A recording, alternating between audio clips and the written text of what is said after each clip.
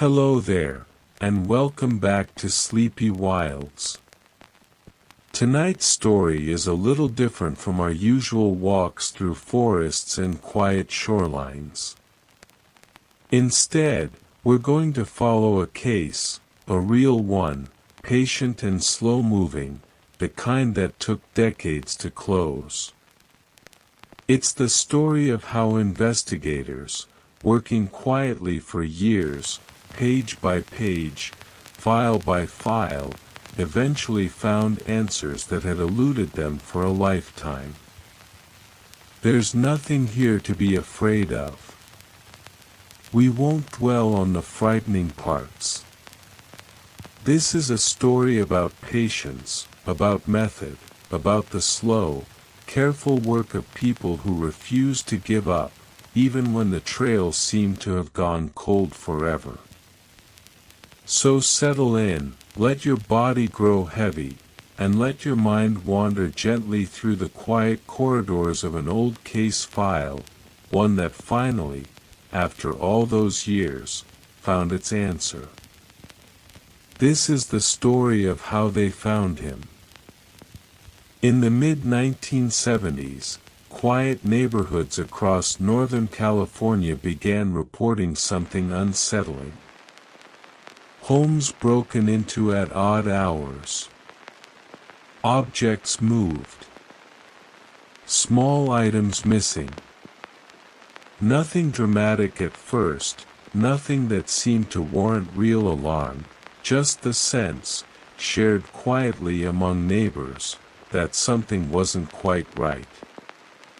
Detectives in Sacramento began comparing notes.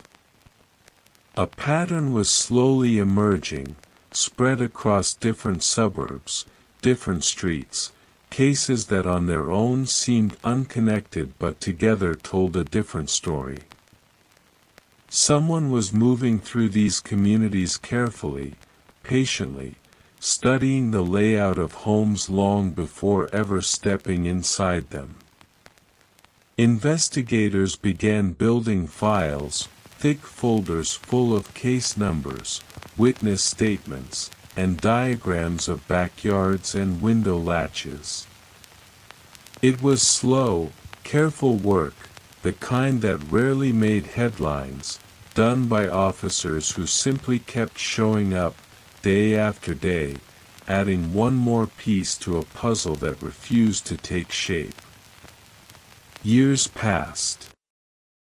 The files grew heavier, moved from desk to desk, department to department, as detectives retired and new ones took their place, inheriting boxes of paper that held more questions than answers.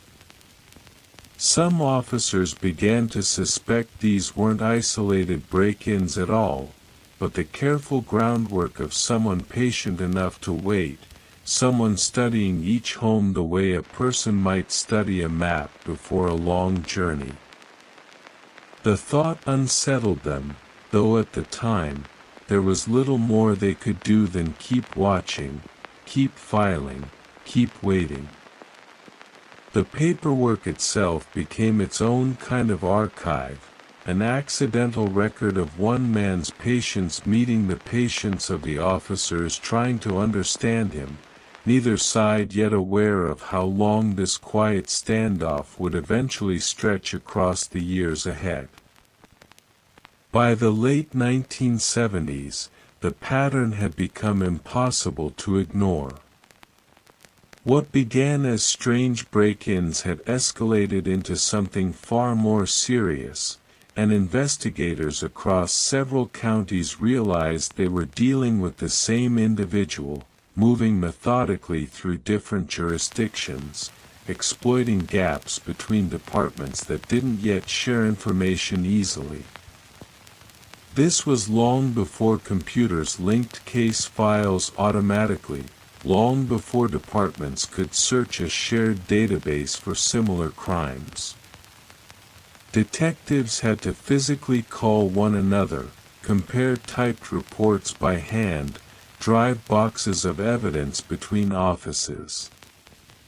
It was slow, deliberate work, built on persistence and the willingness to keep asking questions no one yet had answers to. A small task force formed, made up of officers from different departments who agreed to meet regularly, sharing whatever fragments they had. They pored over maps, marking locations with pins, looking for patterns in timing and geography. Slowly, a rough shape began to emerge, though the person behind it all remained out of reach. The case earned a name in the press, one that would follow it for decades, though at the time, the officers working it thought less about naming him and more about simply finding some thread, however small, that might finally lead them somewhere solid.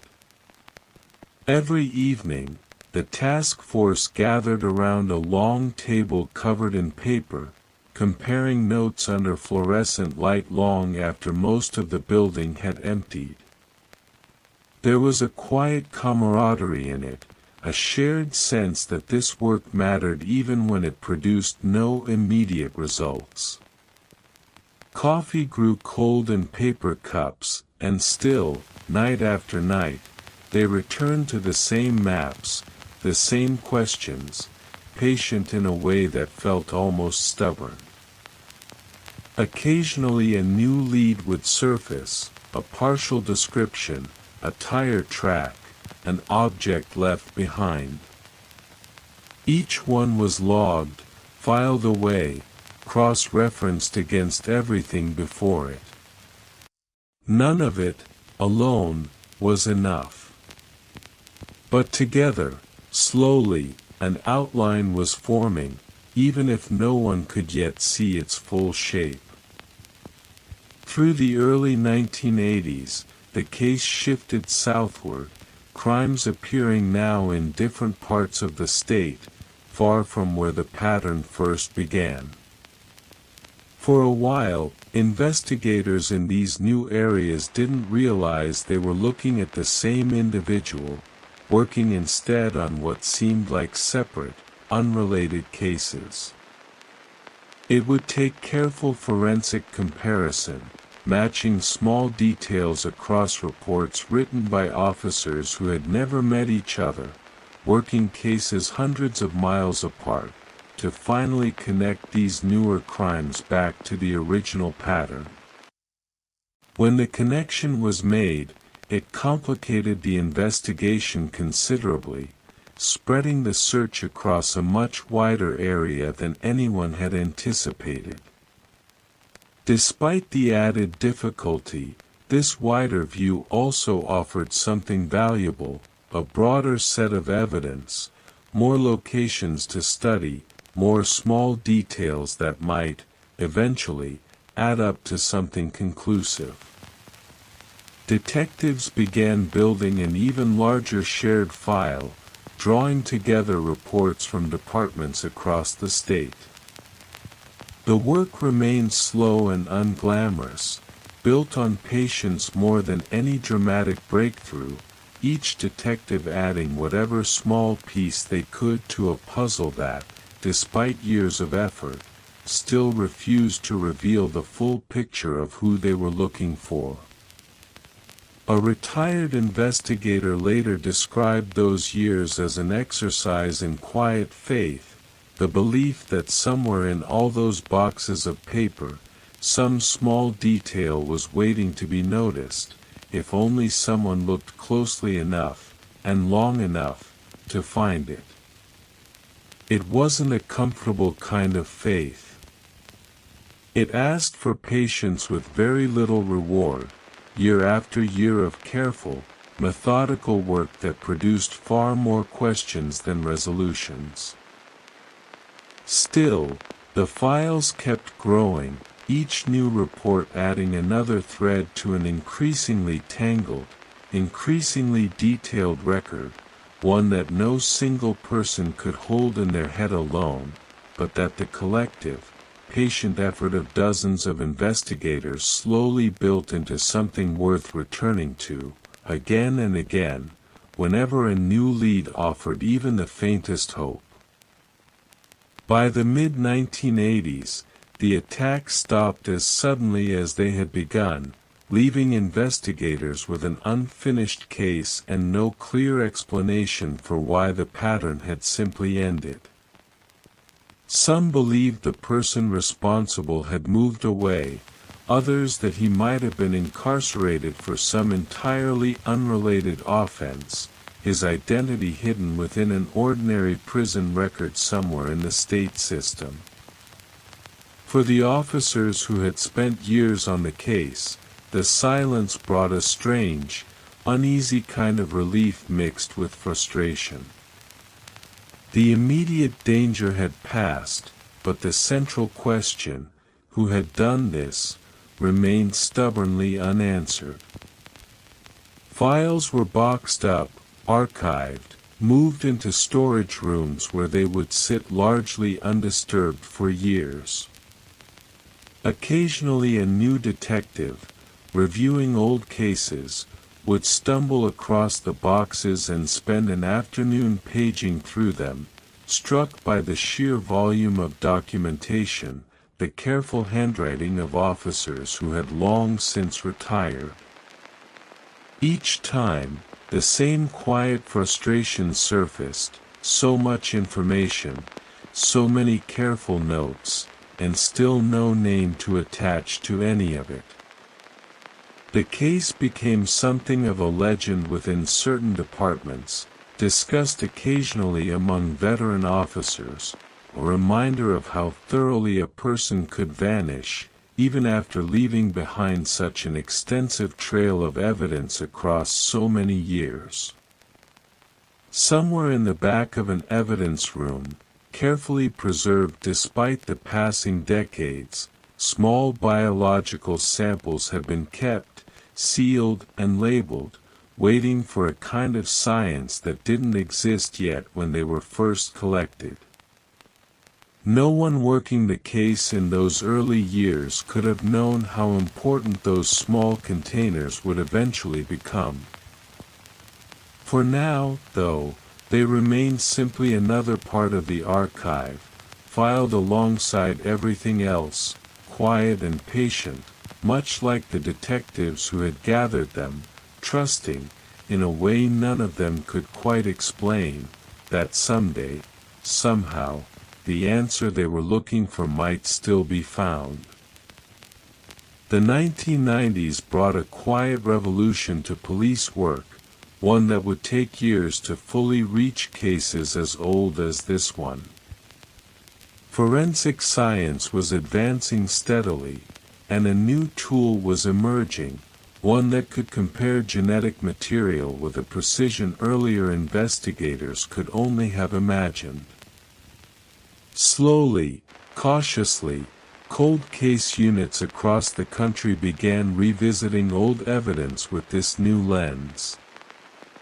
In California, technicians began the painstaking work of testing decades-old samples, confirming what earlier detectives had only suspected, that many of these scattered crimes across different counties were indeed connected, committed by the same person.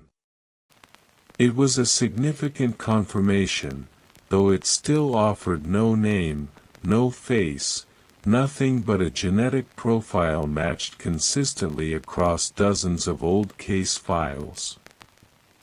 This profile became its own kind of quiet obsession within certain departments, entered into growing state and national databases, compared against known offenders whenever new samples were added. Year after year, the comparisons returned nothing. No match, no name, only the same frustrating silence that had followed the case for decades. Still, the technology itself offered something the earlier detectives never had: patience built into the system itself, a database that would keep watching, keep comparing, long after any individual investigator had moved on to other work entirely. A retired detective, asked years later about this period, described it simply as waiting with better tools. The work hadn't stopped feeling slow. If anything, the silence felt heavier now, knowing that somewhere in the world, this exact genetic profile belonged to a real, living person, walking through ordinary days, entirely unaware of how closely modern science had already crept toward him.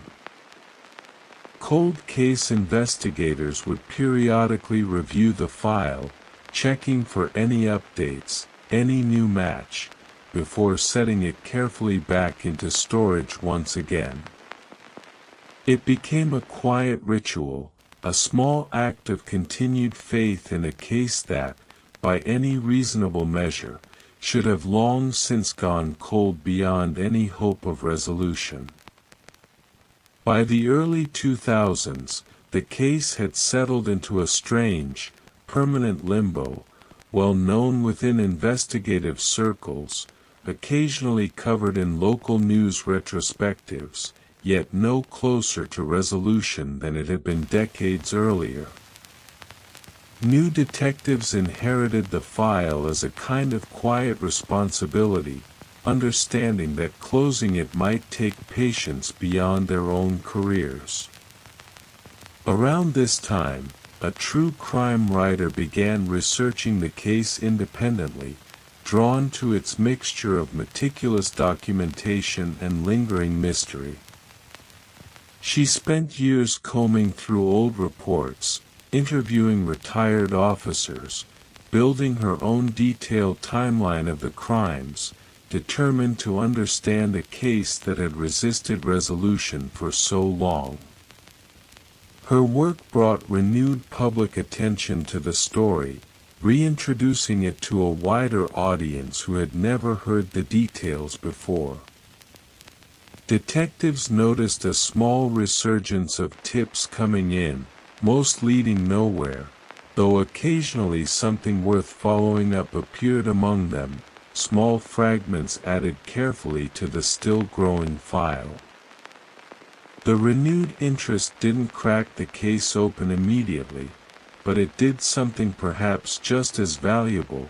It kept the file active, kept detectives returning to it, kept the quiet, patient work continuing during a period when the case might otherwise have slipped entirely out of active consideration. The writer's own research took a personal toll, late nights spent in archives, long drives to interview aging witnesses whose memories had softened with time, careful cross-referencing of names and dates across thousands of pages. She often said the case felt less like a mystery to solve and more like a long correspondence with people who could no longer speak clearly enough to be understood. Still, she pressed on, believing, as the detectives before her had believed, that somewhere in this vast accumulation of documents, an answer was waiting patiently to be found by whoever looked closely enough, and stayed with it long enough, to finally see it clearly. Around 2017, a new investigator joined the case with a different set of tools than any of his predecessors had access to. Genetic genealogy, the practice of using public DNA databases to trace family trees, was rapidly evolving, offering a new way to approach evidence that had, until now, only been useful for confirming matches, not for finding new leads entirely. The idea was patient and methodical, much like everything else in this case's long history. Investigators uploaded the unknown genetic profile to a public genealogy database, one where ordinary people had voluntarily submitted their own DNA to research their family history, hoping to connect with distant relatives. The results didn't reveal a name outright. Instead, they revealed distant relatives, third and fourth cousins, people who had no idea they carried any connection to a decades-old investigation.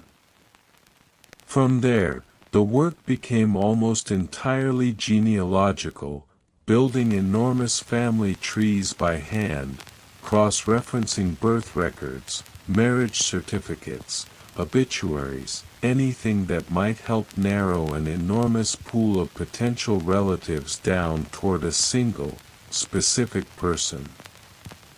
It was slow, painstaking work, closer to historical research than traditional detective work, requiring patience measured not in days but in months, each new branch of the family tree either narrowing the search or leading quietly nowhere at all. The investigator working this angle described it later as building a puzzle with no picture on the box, only fragments of names and dates that had to be arranged and rearranged until some coherent shape finally began to emerge. He filled notebooks with handwritten trees, circles and lines connecting distant relatives across generations, slowly narrowing a vast web of possibility toward a smaller and smaller set of names. Progress came in small, quiet increments, an afternoon spent confirming one branch of the tree, an evening ruling out another. There were no dramatic breakthroughs in this stage, only the steady accumulation of small certainties, each one bringing the investigation a little closer to something solid. By early 2018, the family tree had narrowed considerably, pointing investigators toward a small handful of possible individuals living in the greater Sacramento area, the very region where the earliest crimes had taken place decades before. Among these names, one stood out for reasons that only became clear after careful, quiet research. A former police officer, someone who had worked in law enforcement during the very years the crimes began, someone whose background and location aligned unsettlingly well with everything investigators had pieced together over the decades. It was a striking possibility, though investigators knew better than to move too quickly. They needed confirmation, not suspicion. Detectives began quietly observing this individual, careful not to alert him to their interest, patient in the same way this entire investigation had always demanded patience. They needed a fresh genetic sample, something they could compare directly against the profile that had waited, unmatched, in their files for so many years. The opportunity came in an ordinary, almost mundane way, a discarded item, left behind during the course of everyday life, collected carefully and sent for testing. There was nothing dramatic about the moment itself, only quiet, careful procedure, the culmination of decades of patient work reduced to a single small sample waiting now in a laboratory for results. The weight that followed felt, to those involved, unlike any other weight in the case's long history. Every previous delay had stretched across years, sometimes decades, with no clear endpoint. This one had an endpoint, a specific test, a specific answer waiting somewhere just beyond a laboratory door, and that certainty made the waiting feel entirely different, sharper somehow, though no less patient. Investigators went about their ordinary routines during those days, careful not to let anticipation show, continuing other work as though nothing unusual was happening, while quietly, each of them turned the same question over, wondering whether this small, unremarkable sample might finally close a case that had outlasted entire careers. When the laboratory results finally came back, they matched. After more than 4 decades, the genetic profile that had sat quietly in evidence files since the earliest days of the case aligned precisely with the sample collected from the retired officer investigators had been carefully watching. It was, by any measure, a remarkable moment, though those present later described it as strangely quiet rather than triumphant. There was no dramatic announcement, no sudden celebration. Just a small group of investigators, standing together, absorbing the weight of a confirmation that had taken almost their entire careers, and the careers of countless officers before them, to finally arrive. Plans for an arrest moved forward carefully, methodically. The same patience that had defined the entire investigation now applied to its final stage. Surveillance continued quietly in the days that followed, investigators taking every precaution to ensure the arrest, when it came, would proceed safely and according to proper legal procedure. The man at the center of it all continued his ordinary daily routine, entirely unaware that decades of patient, careful work had finally converged on him, unaware that the quiet, unremarkable life he had built for himself was about to end, replaced by an answer investigators had been chasing since long before he had likely stopped thinking of it as a threat at all. For the investigators, these final days carried an odd mixture of relief and disbelief. Many had joined the case only after it had already spent decades unsolved, never truly expecting to see it close during their own careers. Now, with the confirmation in hand, there was a quiet sense of finishing something far larger than themselves, a relay passed carefully from one generation of officers to the next, finally reaching its end. In April of 2018, the arrest finally happened, quiet and controlled, exactly as investigators had planned it. There were no dramatic chases, no last-moment struggles, only a carefully coordinated operation that brought a case spanning more than 4 decades to its conclusion in a matter of ordinary, unremarkable minutes. News of the arrest spread quickly, reaching investigators long retired, families who had waited decades for any kind of resolution, and a public that had followed the case, on and off, for generations. For many who had worked the case across the years, the news arrived not as sudden shock but as a long, slow exhale, the release of tension carried quietly for longer than most careers even last. The genetic genealogy method used to finally identify him would go on to reshape cold case investigations across the country, offering other long-stalled cases a new path forward, built on the same patient, careful principles that had guided this investigation from its very first files decades earlier. What stood out most, in the end, wasn't any single dramatic moment, but the sheer accumulated patience of it all, generations of detectives, technicians, and researchers, each contributing some small, careful piece, trusting that persistence, given enough time, might eventually turn an impossible case into one that finally, quietly, closed. Somewhere in an old storage room, the original case files still sit, boxes upon boxes of handwritten reports, decades of careful documentation that once seemed destined to remain forever unfinished. Now they stand as a record of something else entirely, a reminder that even the coldest, quietest cases can still be reached, if enough people are willing to keep returning to them, patiently, one small piece at a time, for as long as it takes. In the days following the arrest, investigators began the slow work of formally connecting decades of scattered case files to the man now in custody.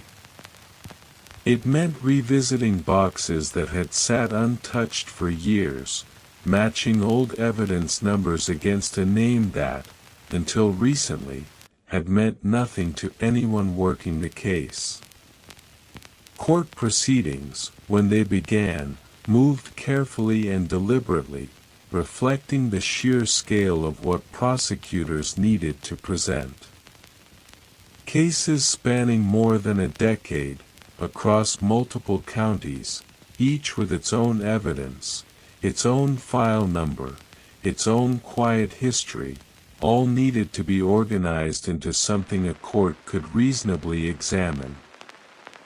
For many retired officers who had spent years on the case, watching these proceedings unfold from a distance brought a strange sense of closure they hadn't expected to feel so strongly. Some attended hearings in person, sitting quietly in courtrooms decades after they had first opened a file on this same, long unsolved case. The scale of the investigation's history became clearer during this period than it ever had before. Thousands of pages, dozens of investigators across generations, technology that hadn't even existed when the earliest reports were filed, all of it finally converging into a single, coherent legal record. Among those most affected by the case's resolution were the survivors and families who had waited decades for any kind of answer. For many, the news arrived after years of uncertainty, some having long assumed the case would never be solved, others still quietly hoping despite everything. Advocates who had worked alongside these families for years described the moment differently for each person, some feeling immediate relief, others needing far longer to process what the resolution actually meant for them personally. There was no single, simple reaction. Grief and relief often arrived together, tangled in ways that took time to fully understand. Support networks that had formed organically over the decades, informal groups of survivors who had found one another through shared experience, played a quiet but important role during this period, offering space for people to process the news together, away from the intense public attention surrounding the case. Investigators who had worked closely with these families over the years often said this part of the process mattered as much as the arrest itself, ensuring that survivors felt informed, respected, and supported throughout proceedings that would, for many, stretch on for a considerable time before reaching any final resolution. Let us pause here a while, resting quietly in the space between one chapter of this long case and the next. Picture an old evidence room, rows of boxes stacked carefully along tall shelves, each one labeled in the careful handwriting of officers who worked this case across 5 decades, some long since retired, some no longer living to see how the story finally unfolded. There is something peaceful in imagining all that patience finally settling into place, each small piece of paperwork, each careful note, each quiet hour spent comparing details that seemed, for so long, to lead nowhere. None of it was wasted. Every fragment eventually found its place within the larger picture. Picture 2. The genealogists working late into the night, surrounded by handwritten family trees, circles and lines connecting names across generations, patient in a way that mirrors the patience of everyone who came before them in this long investigation. We will continue shortly, following the case through its final resolution, but for now, let yourself rest in this quiet middle space, this sense of countless small efforts slowly, patiently coming together towards something whole. As the legal proceedings continued, researchers and journalists began examining the case's investigative history more closely, trying to understand exactly how genetic genealogy had succeeded where more traditional methods had failed for over 4 decades. Their work helped explain the method to a wider public unfamiliar with its careful, patient process. The technique itself drew significant attention from law enforcement agencies elsewhere, many of whom began exploring similar approaches for their own long unsolved cases.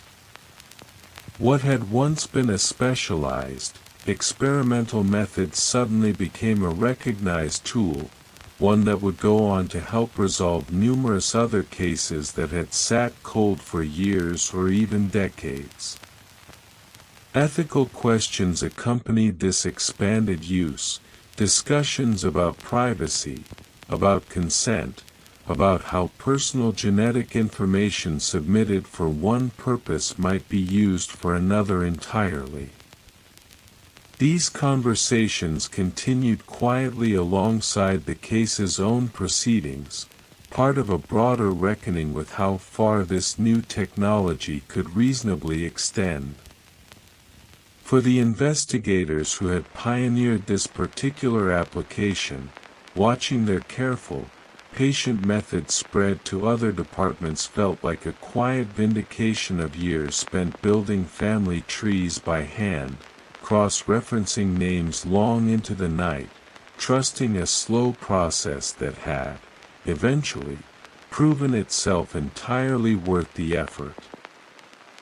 Throughout the following months, court proceedings continued their careful, methodical pace, prosecutors working through the extensive body of evidence accumulated across the case's long history.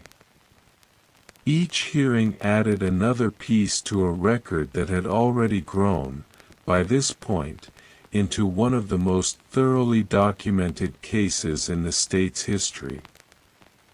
Retired detectives were occasionally called to testify, some traveling considerable distances to speak about work they had done decades earlier, memories of case files and evidence collection now folded into a legal process none of them could have imagined when they first began their careers on this investigation.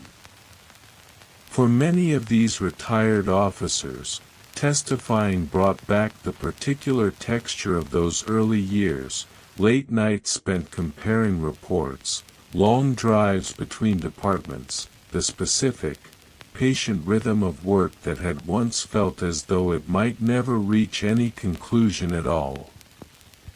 The courtroom itself became, in its own way, another kind of archive, testimony after testimony building a complete picture of decades of careful investigative work, each witness contributing their own small piece to a story that had taken almost an entire lifetime to fully come together.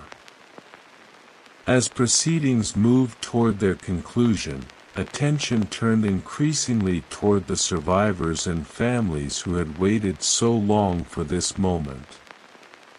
Many chose to speak publicly for the first time, sharing pieces of their own experience with a case that had shaped so much of their lives across the decades.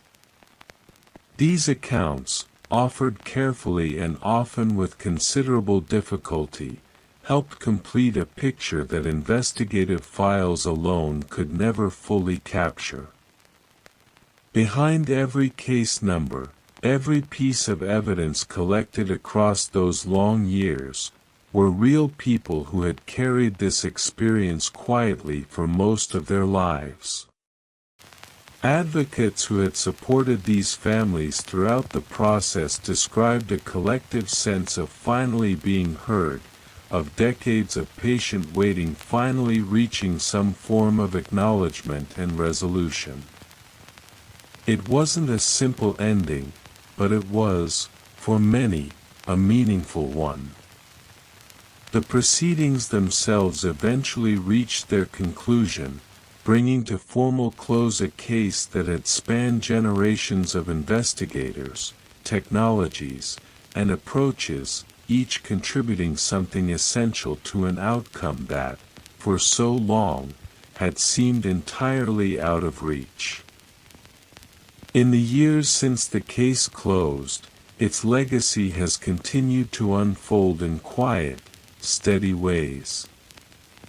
Genetic genealogy, once an experimental approach used by only a handful of dedicated investigators, has since helped identify individuals in hundreds of other cold cases across the country, each one benefiting from methods first refined during this long, patient investigation.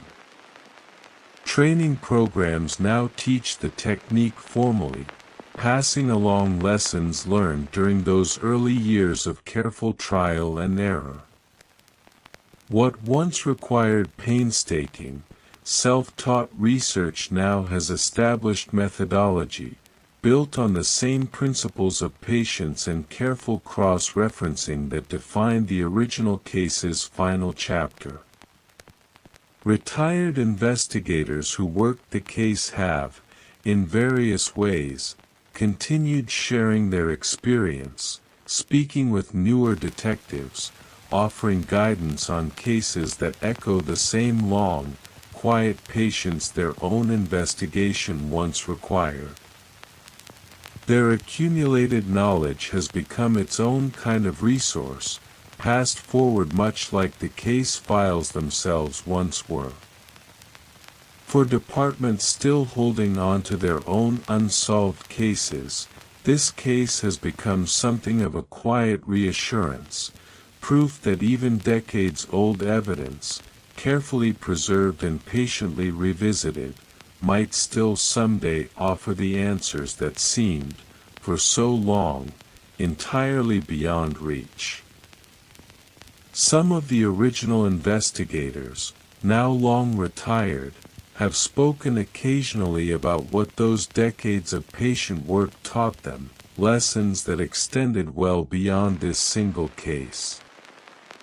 Persistence, they often say, mattered more than any single breakthrough, the willingness to keep returning to old files even when every previous attempt had led nowhere. Several have described a particular kind of faith required for this work, not religious exactly, but something closer to a quiet trust that careful, sustained effort would eventually matter, even without any guarantee of when, or whether, that effort might pay off. It was a faith tested repeatedly across the decades this case remained open. Younger detectives who have since studied the case often express a similar sentiment, drawn less to the eventual breakthrough and more to the sheer accumulated patience that made it possible, generations of officers contributing small, careful pieces to something none of them could have completed alone. The case has, in its own quiet way, become something of a teaching tool, not just for its investigative techniques, but for the deeper lesson embedded in its long history, that some answers simply require time, and the sustained, patient willingness of many people across many years to keep looking. Let us rest here once more, in this quiet space near the case's end. Picture those original evidence boxes, now permanently retired from active use, resting instead in careful archival storage, their contents preserved not because they're still needed, but because they represent something worth remembering, a record of patience sustained across an entire generation. Picture, too, the many hands that touched this case over the decades, officers who never lived to see its resolution, technicians who tested samples using methods that seemed advanced at the time but have long since been surpassed, genealogists who spent countless quiet evenings building family trees by hand. None of them worked alone, not really. Each contributed to something far larger than any single career could encompass, a slow, collective effort spanning technology, generations, and an enormous amount of simple, sustained patience. We will continue shortly, following the final threads of this case's story, but for now, let this quiet accumulation of effort settle gently over you, this reminder that even the longest, most difficult searches can, eventually, patiently, find their way toward resolution. Today, the case stands as one of the most significant examples of how patient, methodical investigative work, combined eventually with new scientific tools, can resolve even the most stubborn mysteries. It remains a frequent point of reference whenever genetic genealogy or cold case investigation comes up in professional discussions among detectives and researchers alike. The families and survivors connected to this case have, over time, found their own varied paths toward peace, some through continued advocacy work, others through quieter, more private means of processing decades of uncertainty finally brought to resolution. Their experiences remain a reminder that closure, however meaningful, often arrives gradually rather than all at once. For the countless investigators who touched this case across its long history, some now retired, some no longer living, their collective patience became the case's true foundation, the quiet, unglamorous work that made its eventual resolution possible after so many years of uncertainty. As we close this chapter of the story tonight, let yourself rest in the knowledge that patience, however long it takes, however many quiet years it requires, can still, eventually, lead somewhere meaningful, somewhere worth all the careful, sustained effort it demanded along the way. Beyond this single case, the broader field of cold case investigation has continued evolving steadily in the years since. Departments across the country have established dedicated units specifically trained in genetic genealogy, formalizing what began as an experimental, almost improvised approach into a recognized, structured discipline within modern policing. These units often work quietly, without much public attention, revisiting decades-old files much as the original investigators once did, cross-referencing evidence against growing genealogy databases, building family trees one careful branch at a time. Their work rarely makes headlines, though occasionally, a case long thought unsolvable finds its own quiet resolution. Universities and research institutions have taken interest too, studying the ethical and technical dimensions of this evolving field, examining how privacy, consent, and public genealogy databases intersect with the needs of criminal investigation. These conversations continue evolving alongside the technology itself. What began as one department's patient, methodical effort to solve a single stubborn case has, over time, reshaped an entire area of investigative work, offering families in other unresolved cases a renewed sense of possibility that answers, however delayed, might still eventually be found. Among the retired detectives who spent years on this case, several have since written about their experiences, offering detailed accounts of the investigation's long, quiet arc. Their writing often focuses less on any single dramatic moment and more on the accumulated texture of decades spent slowly, patiently working toward an uncertain resolution.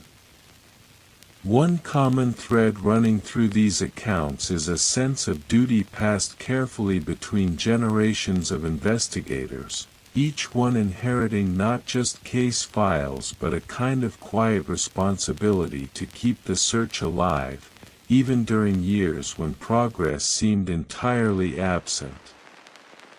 These retired officers describe forming close, lasting friendships with colleagues across different departments, bonds built through years of shared frustration and shared persistence, working together toward a goal that, for most of their careers, seemed permanently out of reach.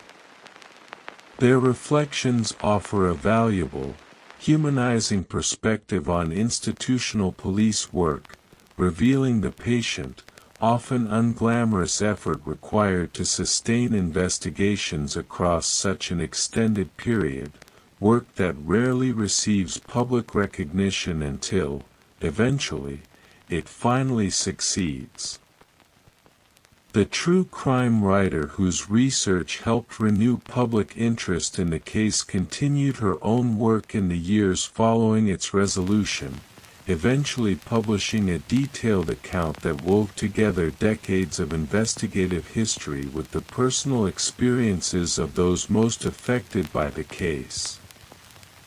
Her book brought further attention to the patient, methodical nature of the investigation, emphasizing the countless small contributions made across generations of officers rather than focusing solely on the final breakthrough.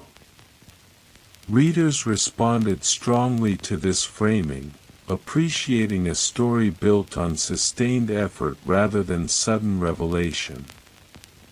Her own journey through the material, she later reflected, taught her as much about patience as it did about the case itself, years spent piecing together fragments of information, following leads that often led nowhere, trusting that the larger picture would eventually, gradually, come into focus. The writer's work has since become a frequently referenced account of the case, offering readers a detailed, carefully researched understanding of just how much quiet, sustained effort was required to finally bring such a long unresolved investigation to its eventual, hard-won conclusion. Let us pause once more here, resting quietly in this reflective space near the story's end. Picture a quiet library shelf somewhere, holding books written about this case, each one offering its own careful account of decades spent patiently working toward an answer that, for so long, seemed impossibly out of reach.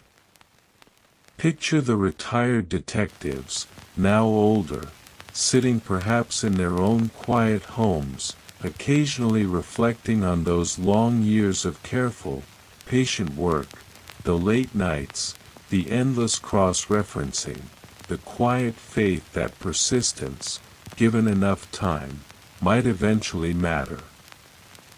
Picture too the genealogists, still working today on other cases, applying the same patient methods first refined during this investigation, building family trees late into the evening, trusting that somewhere within all those careful branches, an answer might quietly be waiting. We will continue shortly toward the story's close, but for now, let this quiet accumulation of patient effort settle gently over you, this reminder that even the longest searches, given enough time and enough careful hands, can eventually find their way toward resolution. In the broader landscape of criminal justice, this case has come to represent something larger than its own specific details, a symbol of what patient, methodical investigation can eventually achieve, even against seemingly impossible odds. Its influence continues to ripple outward, shaping how departments approach their own long unsolved cases. Conferences and professional training sessions now regularly reference this investigation as a model for sustained, patient detective work, emphasizing lessons about persistence, careful documentation, and the willingness to keep returning to difficult cases even without any guarantee of eventual success. For newer generations of detectives entering the field, the case offers a particular kind of reassurance, proof that even the most stubborn, seemingly unsolvable investigations might still, someday, find resolution through careful, sustained effort combined with whatever new tools each era happens to offer.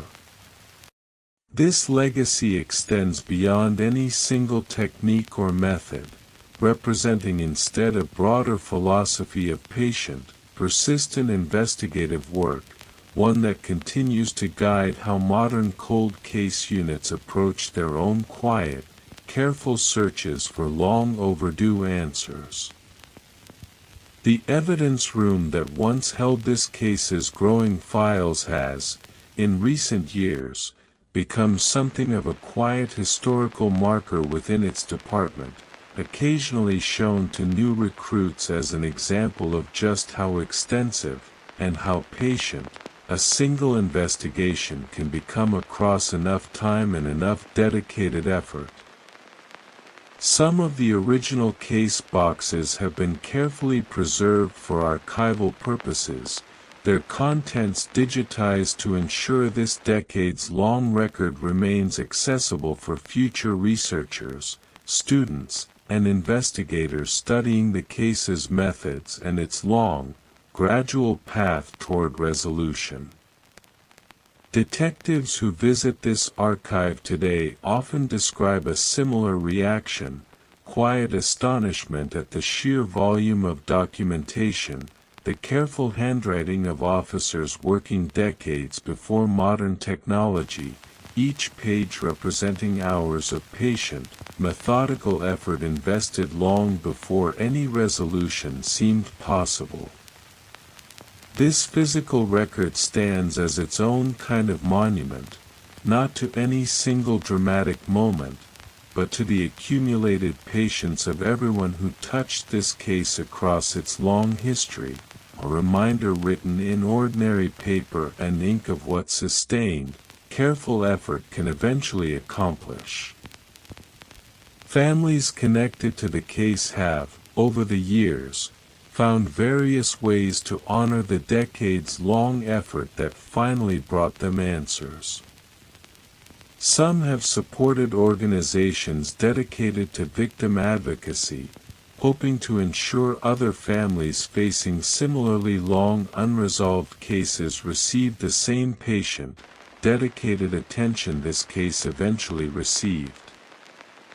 Others have channeled their experience into quieter, more personal forms of remembrance, marking anniversaries privately, finding their own individual paths toward healing after decades spent living alongside uncertainty. There has never been one single way through this experience, only many different, equally valid paths forward. Advocates who worked closely with these families throughout the process often emphasize how meaningful it was simply to be kept informed, to feel that their patience, sustained across so many years, was acknowledged and respected by investigators who understood the weight of what these families had carried for so long. This collaborative relationship between investigators and families has itself become part of the case's broader legacy, a model for how future cold case investigations might approach the delicate, essential work of keeping survivors informed throughout what can often be a very long, very patient process. As genetic genealogy techniques continue advancing, researchers involved in this case's resolution have gone on to consult with other departments, sharing hard-won knowledge about the patient, careful process required to apply these methods successfully to other long unsolved investigations. Their guidance often emphasizes the same lessons learned across this case's own long history: the importance of thorough documentation, careful cross-referencing, and above all, patience sustained across months or even years of work that may, for long stretches, appear to be producing no meaningful progress at all. Several universities have since developed formal coursework around these methods, training a new generation of investigators and genealogists equipped with both the technical skills and the patient mindset this kind of work requires, ensuring these hard-earned lessons continue benefiting future cases long after this one's resolution. This ongoing transfer of knowledge represents, in its own quiet way, a continuation of the case's original spirit: patient work passed carefully forward, each new investigator inheriting not just techniques but a deeper understanding of just how much sustained effort meaningful resolution can require. Let us rest here once more, near the very close of this long story. Picture the quiet evidence archive, its boxes finally at rest after decades of active use, each one representing a small piece of patience that eventually, collectively, led toward resolution.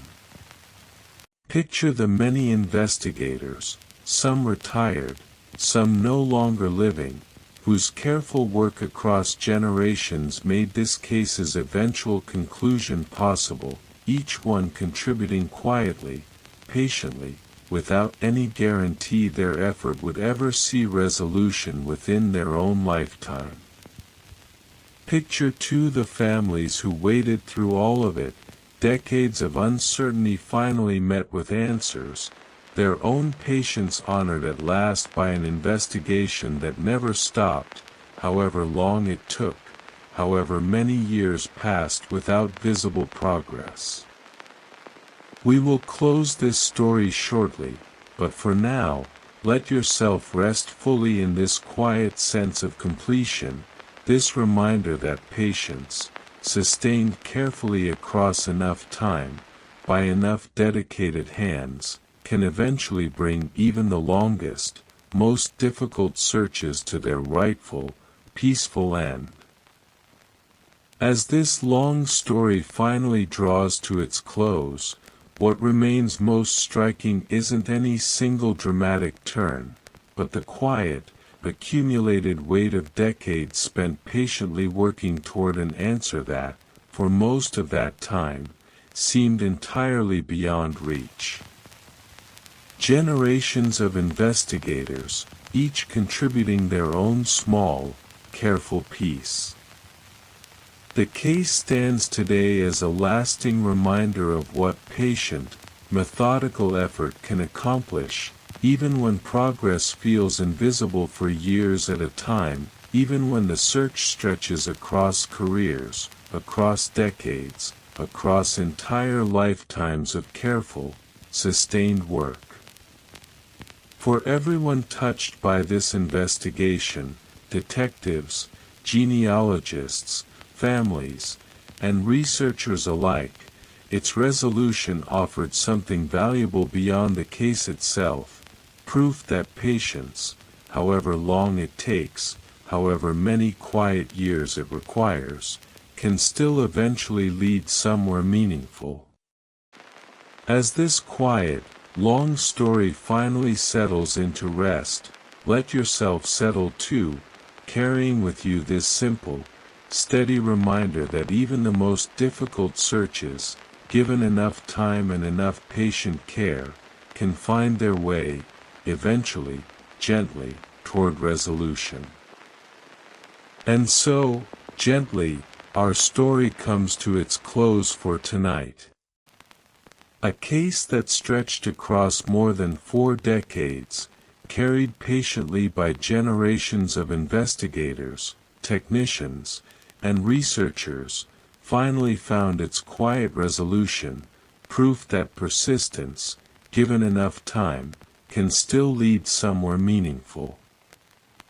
Thank you for spending this time with us, for walking slowly through these decades of patient, careful work, for resting in the quiet spaces between one chapter and the next. Wherever you are listening from, we hope this long, steady story gave you exactly the calm you needed tonight. If your eyes are still open, let them close now.